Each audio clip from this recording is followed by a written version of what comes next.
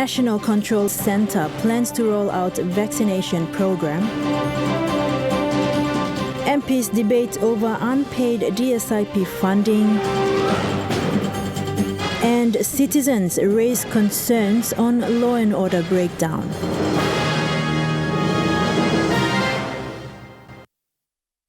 Good evening and welcome. This is Saturday's news. I'm Kilawani. Papua New Guinea's National Control Center for COVID-19 plans to roll out its vaccination program. To date, there are 3 vaccine types in the country, each with its own schedule: the AstraZeneca vaccine, the Sinopharm, and the Johnson & Johnson vaccine. Dr. Esrom, the NCC Deputy Controller, says the Johnson & Johnson vaccine in particular is set strategically for a target population. The National Control Center for COVID-19 says they are in the planning process of rolling out the COVID vaccination nationwide. So we intend to have only one national vaccine rollout plan that consists of AstraZeneca, Oxford AstraZeneca vaccine, the Sinopharm vaccine, and also the Johnson & Johnson. Dr. Esrom, Deputy Controller, says having 3 vaccines for the country is adequate to avoid further confusion. 3 vaccines for us is probably adequate for us in PNG. The more vaccines we bring in, the more confusing we confuse our people. So our communication team and our vaccine technical working group is working on making sure that the information goes out on these vaccines, the benefits of all the 3 vaccines, the side effects of all these 3 vaccines, but most importantly, the schedule. Adding awareness campaigns are underway, so that people understand when they get the first dose, when are they due for the next dose. He highlighted the 3 vaccines have different schedules. Yes, we did give the advice that AstraZeneca can be given between 8 to 12 weeks, but we strongly encourage people to give AstraZeneca at 8 weeks. 10 reasons. Number 1, we have community transmission, and hence we need to vaccinate a lot of people early. Number 2, we have a lot of unvaccinated people that needs to be vaccinated, and hence access at 8 weeks is advisable for people. For Sinopharm, you take it after 21 days or 3 weeks. So if you take a dose today, after 3 weeks or 21 days, you need to take Sinopharm. Johnson & Johnson is probably one of the only vaccine, if not the only vaccine, that you can give only a single dose. So J&J is only 1 dose. And we received, I think, over 302,000 first day last week from the American government. For the Johnson & Johnson vaccine, Dr. Esrom says it has been strategically set for a target population due to its one-jab schedule. And we are trying to strategically use Johnson & Johnson on the border provinces. Okay, ring fencing the country, the border provinces that stretch from West Dsip, Western Province, and also Arab with the border of Solomon Islands. Also, we are trying to use Johnson & Johnson on persons living with disability. Most of them cannot leave the home, so we need to have mobile and outreach teams of people who can go out to give vaccine to other people who are disabled or who are in some form of disability. We are also intending or planning to have to use Johnson & Johnson on people with comorbidities. Meanwhile, Port Moresby General Hospital in the nation's capital has already rolled out its vaccination program and has expanded to Kokopo in East New Britain Province, where the Provincial Health Authority has taken delivery of 3,000 vaccines and another lot to West New Britain Province. Northfly MP James Donald, upon clarifying his district's use of the 2 million kina allocated by the national government for COVID-related activities and raising concerns on opposition MPs not receiving DSIP funds quickly, triggered debate between the 2 sides of the House yesterday. Prime Minister James Marape responded and explained the government's allocation and the reasons for delay in terms of DSIP, which sparked criticism from opposition leader Belden Nama and other concerned MPs during question time. The Northfly MP triggered the debate with this statement on the floor of Parliament as he was asking his series of questions relating to national government funding. Me correcting this la 2 million record.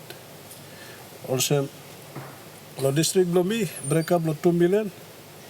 1 million go lo the demand work where financial instruction Itake. 500,000 below SME, now 500,000 below WASP program. So me straight team sa record lo toksawe.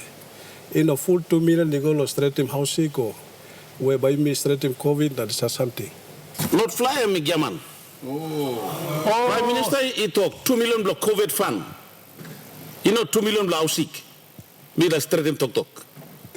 Mr. Speaker, I think I'm going to be sitting in Parliament City. This is time supposed to check your handset record. I'm talk 2 million house sick. I'm straight. Me talking you touch. The Prime Minister quickly responded to try and put the matter to rest, but it seemed to create more confusion in which the opposition side was still not happy. Last year, we were giving money to DSIP. Inside long allocation to DSIP, you got 2 million house sick stuff inside. You got 2 million house sick stuff inside. Now you claim him get additional 2 million, we will give him COVID. I have here with me finance instruction number 7 of 2020, dated 25th of August 2020.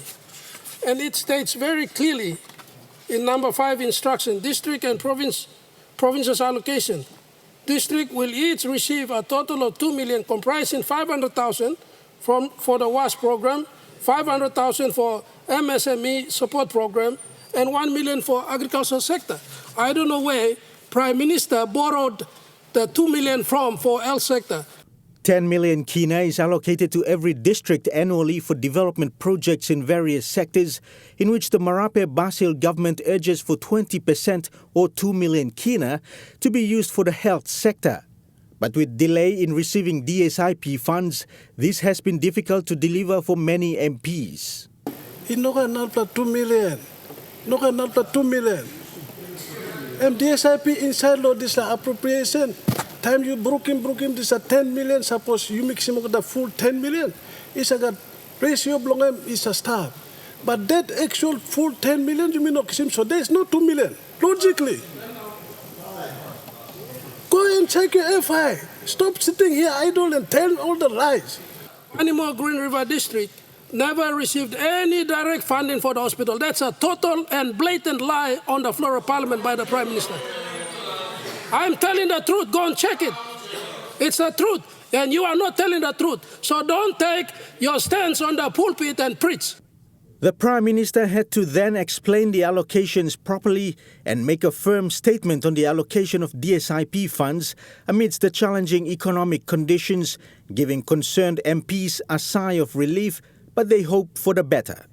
So when cash flow available, we try to honor to the best ability way we can honor him. So me clear him record, so problem me to look at bell cascas or bell cross me no man blow run make him German talk over up time report he come fake come or say me put him come out. Now me like give him talk belly go online law opposition. When cash flow allows it, you will get what is committed to you in your district where we could all afford it together. That's like style where former Prime Minister to me clear this line style na talk visit. Dennis Orere, National MTV News. The Milne Bay Citizens Law and Justice Committee have raised concerns on the widespread breakdown of law and order through criminal activities in the province. This has affected basic services, social and business activities, government operations, and it is now becoming a threat to the peace and good order of the province. They say this is due to the negligence on the part of the provincial leaders and the Provincial Executive Council. Speaking to the media yesterday, Chairman of Milne Bay Citizens Law and Justice Committee, Robert Igara, raised concerns on the current situation in Milne Bay. He says the reported actions by police of assaults, shootings and killings is also unacceptable. In a recent meeting, they agreed that this is due to negligence on the part of their provincial leaders. And in my opinion, this is a basic failure of duty, and I would say negligence on the part of our provincial leaders, the Provincial Executive Council and the Provincial Assembly, and members of Parliament from Milne Bay, and the leader of the provincial government of Milne Bay, the governor. The widespread breakdown of law and order through criminal activities and police has affected basic services, social and business activities and government operations. It has now become a threat to the peace and good order of the province. Igara says the province has been handed over to the criminals and police to do whatever they want to do. This has also undermined the freedom of movement for the people. Assaults and shootings in Alotau town and Huhu LLG area, and the burning of 34 houses at Kebo Gimo village in the Makamaka LLG, and the most recent reported shooting of a youth from Agaon in Rubber Station are all evidence of the breakdown of the respect for rule of law and the government of the Milne Bay province. Following this law and order breakdown, Prime Minister James Marape convened several meetings with the police commissioner and Milne Bay leaders on how to address this situation. It was agreed that issues confronting Milne Bay will require immediate, medium and long-term solutions. And while law and order policing is the constitutional responsibility of the police, all stakeholders were urged to take ownership in providing solutions. The provincial government, community leaders, churches and the communities must also take ownership in providing the solutions.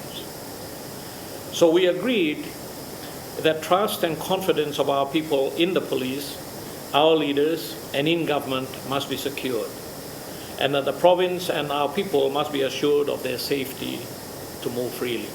The Prime Minister also committed funding support for the Milne Bay community engagement in this process. He further directed a submission be prepared for consideration by NEC on the new strategy to be adopted by police and communities in Milne Bay province. Thank you, Prime Minister, Mr. Marape, for hearing the concerns and the cry of our people of Milne Bay, and for giving your personal attention to the issues now confronting our people and our province, despite the many pressing issues requiring your attention.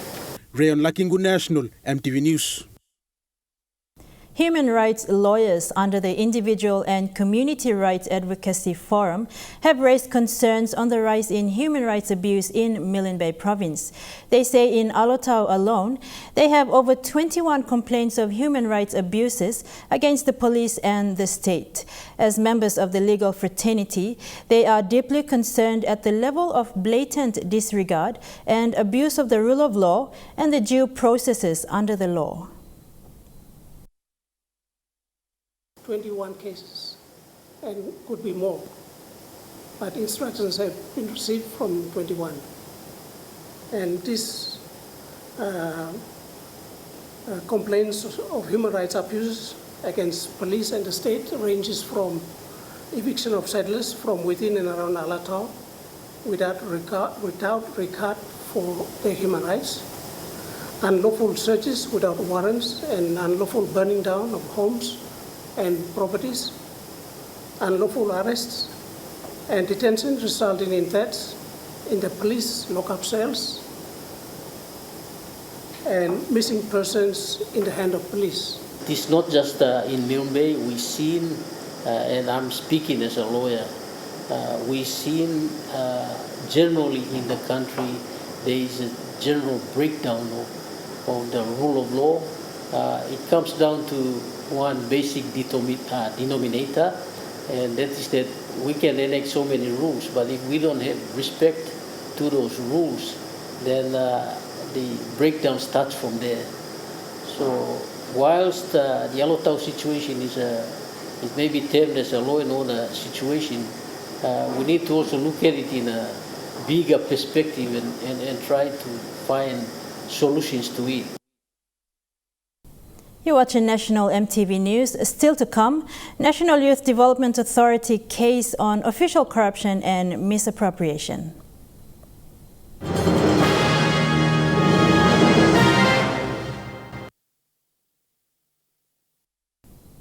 Welcome back. A peace accord has been reached between warring clans in the Ganeboku village of Talasia in West New Britain province. The peace ceremony saw the two clans come face to face and reconciled, with elders signing the accord. The accord ends 10 years of conflict in the Talasia area.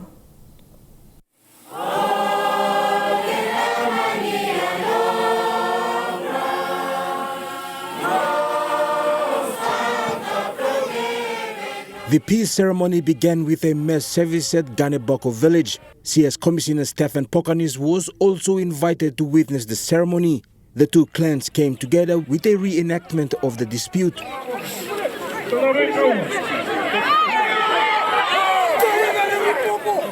This saw the surrendering of weapons, signifying the end to the fights between the Kamukolo and Rupopo clans.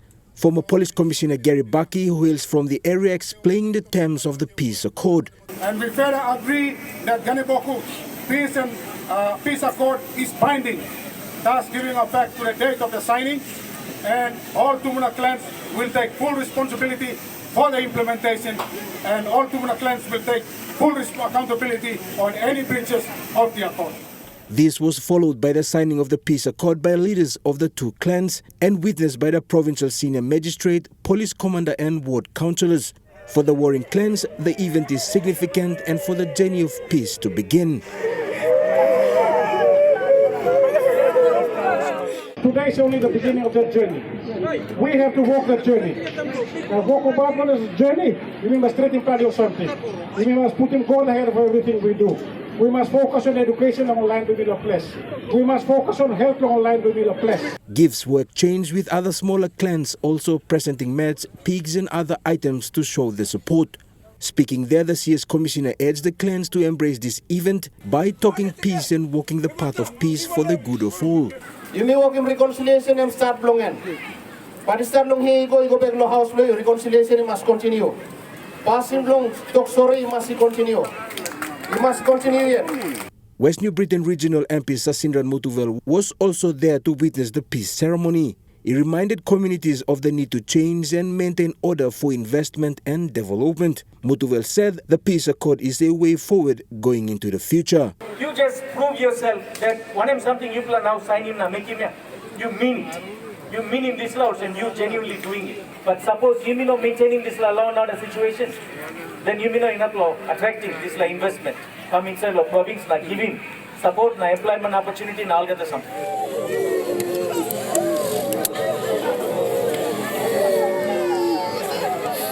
Jagla Power Jr., National EMTV News.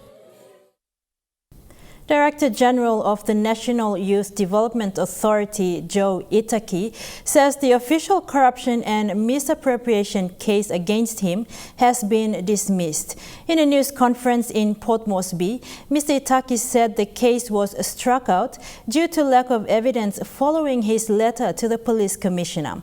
However, a staff of NYDA claims the matter is not over, with police and fraud officers to iron out administrative issues on all the evidence and allegations laid against Mr. Itake. Thank you, media, for once. In a news conference attended by staff of NYDA, the Director General says he is free from the allegations leveled against him. He says his arrest on April 12th had no evidence. Mr. Itake claims the court has dismissed this case after he wrote to the police commissioner. The court has made a decision that all the charges laid against me are all struck out. The charges are struck out based on lack of evidence and failure to follow the due process, abuse of process, I could put it.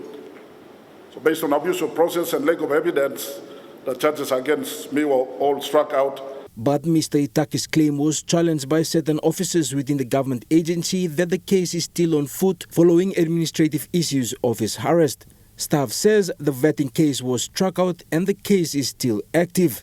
What court clear, then he can come to the office. I'm appealing to the minister Wage go ahead to put Joe Itake out from the office and appoint a new acting director general. But according to Mr. Itake, he is now free with his bail to be refunded as he takes office. He claims his arrest was motivated by individuals who applied for the top post at NYDA. Itake said the allegations were fabricated. We just got 2 million in last year, 2020, and that's on record. That's on record here. Whatever figure that was spread by media, I don't know where they got the figure. These are all total lies. So this now points to the truth that people who had fabricated all these allegations did not have any good and noble intention. All was their evil, malicious in nature. And as we say, the principle, truth will always come out and catch up. So the truth has revealed itself now by the competent court of law. Mr. Itake was arrested and charged for official corruption, conspiracy to defraud and misappropriation. Jack Lopava Jr., National EMTV News. In related news, Mr. Itake says his court case will not deter the agency's work. He says the National Youth Development Authority will accelerate efforts to implement its programs at the sub-national level.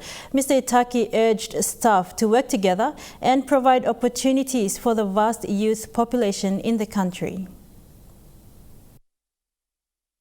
We will now accelerate our efforts to reach out to all youth stakeholders in our country, especially the work that we are currently doing to strengthening youth network in the districts and LLG levels.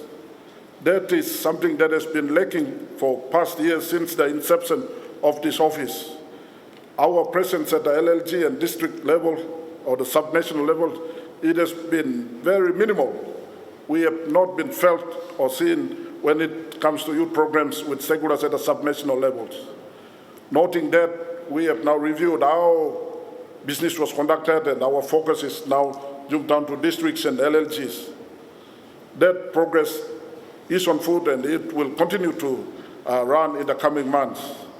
So in the next 2 years or so, we expect to get a vibrant, strong and a working youth network with our stakeholders at the subnational levels.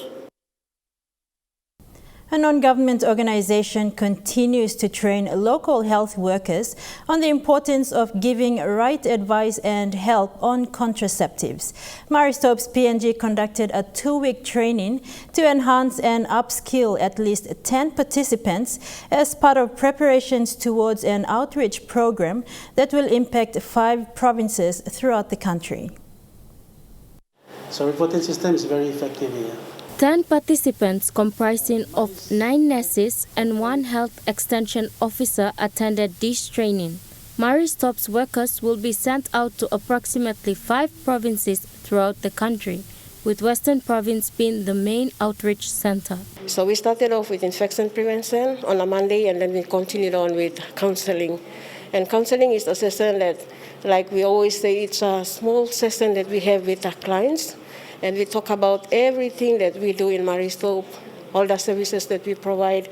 And in counseling, we teach them about the communication skills and using the right terms, the terms that, wherever the service delivery point that they go to, they have to get familiarized with the local terms and ways of calling male body parts and female body parts. So, because that's very sensitive. So, sexual reproductive health is not often talked about in open spaces because of the sensitivity and taboo surrounding it. Many times, it's been taught in schools or to women at the clinics. Non-government organizations like Stopes PNG have been providing PNG with sexual and reproductive health services since 2006, inclusive of men. With Stopes, we have our community-based motivators there at various service delivery points. And these community-based motivators are trained by Stopes also. So we train them the basics about family planning. So when the team gets there and when there is language barrier, then we have those people right there. And they become our translators and they assist us into getting information to this group of people. Contraception has predominantly been used in health practice to control population growth, unwanted pregnancy, and sexually transmitted diseases. Amanda Ilaitia, National EMTV News. Stopes PNG is also committed to addressing maternal mortality in the country. Senior clinical trainer Sister Sion Dage says, given that the country has the 2nd highest maternal mortality in the Pacific, they are committed to working with the health department to address this issue. And that is through training nurses and community health workers on the country's statistics, types of contraceptive methods, and reproductive health. Yeah, from counseling then we continue on to talking about the contraceptive methods. But before that we have to really talk about the statistics, the facts about our own country, like making them to know the coverage, looking at the maternal mortality rate, because we are all working towards the National Department of Health and the Sustainable Development Goal, KRA number 5, where it talks about maximizing the high maternal mortality rate that we have in the country. And knowing that Papua New Guinea is the second highest in Pacific, Western Pacific, Asia Pacific, we really have to, help our department, and we are the arm, or I can say we the extension program to Department of Health in providing the sexual and reproductive health, mainly focusing on family planning or the contraceptive services. You're watching National EMTV News. More stories when we come back.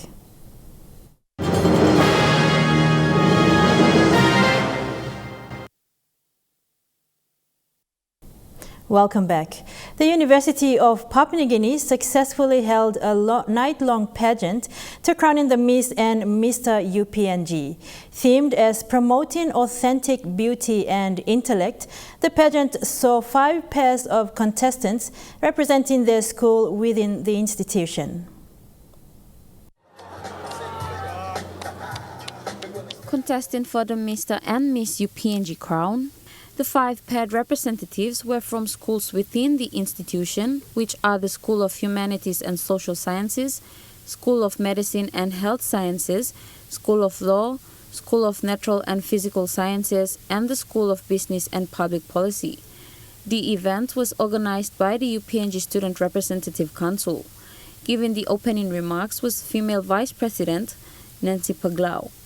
The Student Representative Council 2021 with the slogan Heal, Revive and Inspire with the theme Promoting Authentic Beauty and Intellect. I've come up with this initiative to revive the tradition of beauty pageant in UPNG to inspire and empower young intellectuals that beauty pageant is not about showcasing the physical attributes of a person, but it gives the whole meaning of who the person is both physically, mentally, and socially. The University of Papua New Guinea has produced numerous candidates for the Miss PNG Pacific, Miss PNG Pageant, formerly the Miss Red Cross PNG, who have been successful in not only national pageant, but also in the regional pageant.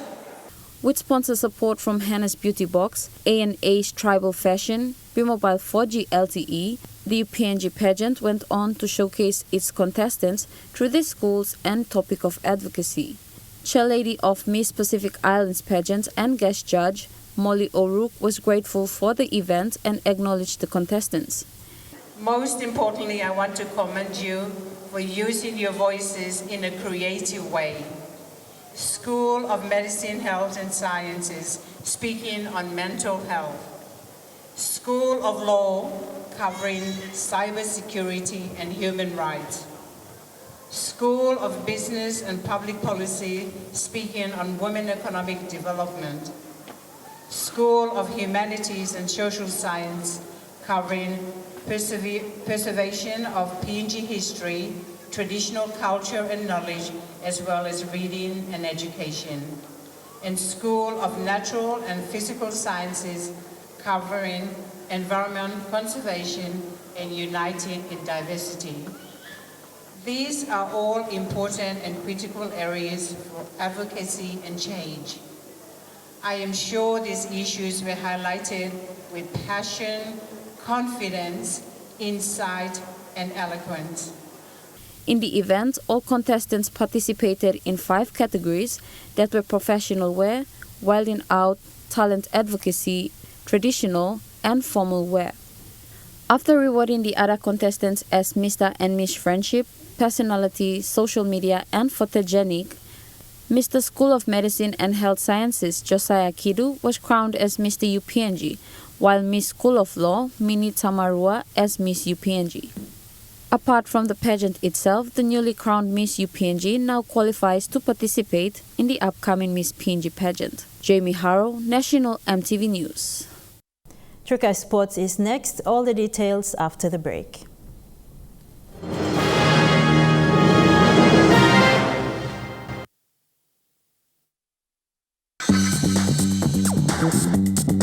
Trukai Sports.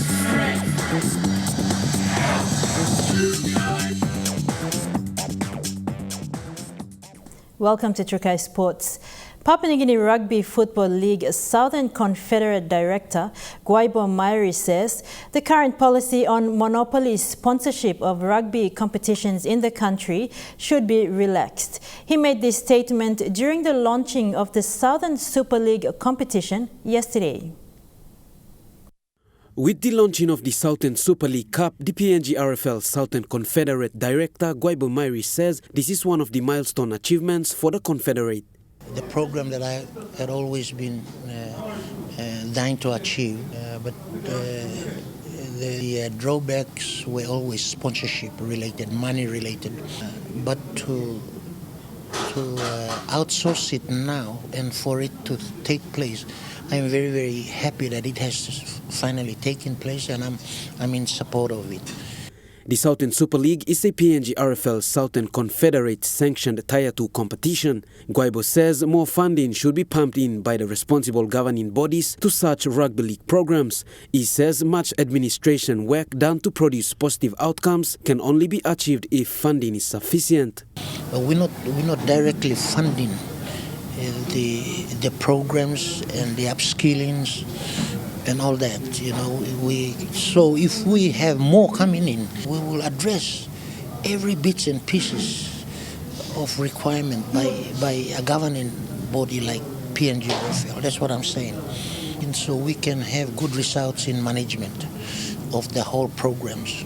Mairi believes rugby league authorities governing the competitions should give ample chances to relevant organizations who wish to support rugby league programs and pathways in the country. I wish to make this bold statement that the current monopoly on sponsorship should be relaxed a bit. And anybody wishing to promote their organizations with rugby league should be allowed to do so. Suli, Trukai Sports. And that ends Trukai Sports. The weather report coming up next.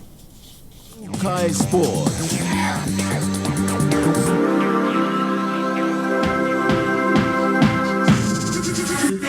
Trukai Sports.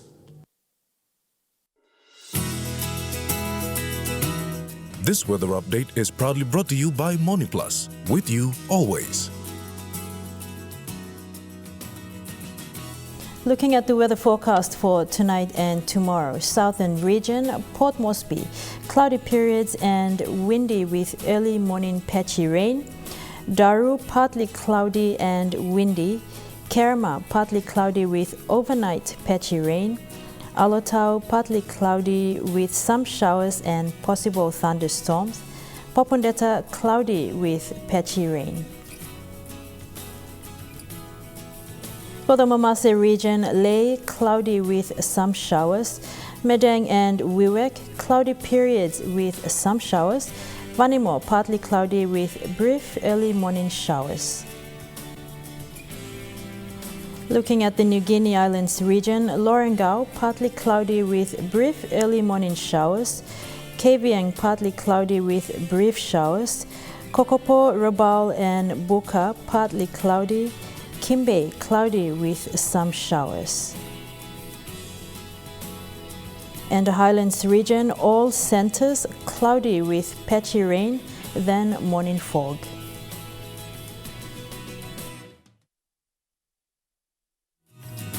The weather update was proudly brought to you by MoniPlus, with you always.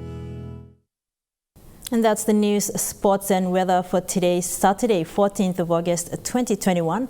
Until next time, pleasant viewing, be safe, bye for now.